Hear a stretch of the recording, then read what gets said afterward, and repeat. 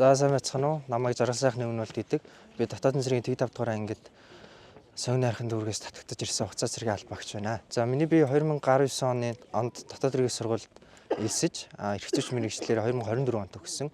Мөн бүгд найрамдах Солонгос улсын Чаншиг сургуулийн цагдаагийн удирдлага мэргэжлэр 2024 онд тус төгссөн. Миний би хугацаа цэргийн албанд татагдж ирээд мэдээж Монгол улсын үндсэн хууль заасан иргэний цэргийн үүргийн өмчөөр биелүүлэхээр ирсэн. Мөн төрийн албанд орох зорилттой байсан учраас одоо цэрэгт явах зайлшгүй шаардлагатай болж цэрэгт ирсэн. За тэгээ цэрэгт ирсэн хугацаанд төрийн албаагч байгаа шалгалтыг өгсөн, жолооны курс тамрагдсан, мөн магистрийн түвшний хичээлд сууж, магистрийн зэрэгээ бас давхар хамгаалах зорилготой байгаа.